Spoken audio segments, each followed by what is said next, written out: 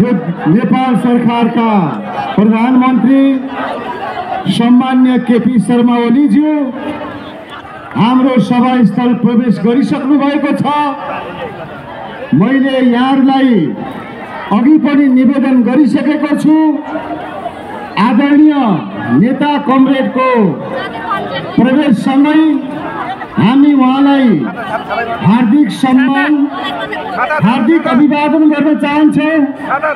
उहाँको सम्मान र अभिवादनका लागि सबै सहभागी कमरेडले यथास्थानबाट आदरणीय अध्यक्ष राजनेता यो मुलुकको निर्माण नेपाली जनताको सुख राष्ट्रको समृद्धिको संकल्प मात्रै होइन, त्यो संकल्प पूरा गर्ने नीति निर्माण गरेर यो मुलुकलाई अगाडि बढाइरहनु हुने नेकपा एमालेका आदरणीय अध्यक्ष यो देशका प्रधानमन्त्री केवल नेकपा एमालेका मात्रै नेता होइन, यो देश निर्माण गर्ने नेपाली जनताको आशा र भरोसा पूरा गर्ने यो युगका राजनेता पनि हुनुहुन्छ।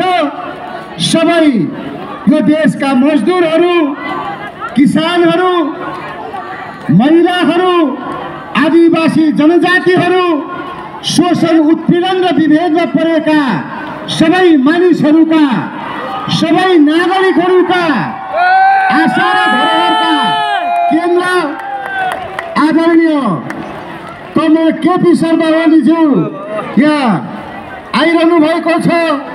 हाम्रो पार्टी प्रदेश कमिटीका इन्चार्ज, स्थायी कमिटीका सदस्य कमरेड शेरबहादुर राई, पार्टी प्रदेश कमिटीका अध्यक्ष कमरेड घनश्याम खतिवडा, कोशी प्रदेशका मुख्यमन्त्री माननीय हिक्मत कुमार कार्की, पार्टी केन्द्रीय उपाध्यक्ष कमरेड गुरु बराल, सबै कमरेडले हार्दिक स्वागत अभिवादन गरिरहनु भएको छ।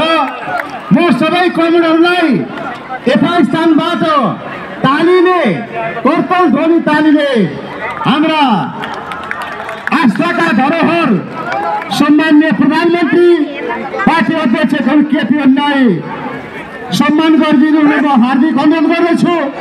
यससँगै आज यस भव्य समारोहको प्रमुख अतिथिको आसन ग्रहण गरिदिनु हुन समेत म श्रद्धेय अध्यक्षज्यूलाई हार्दिक अनुरोध गर्दछु।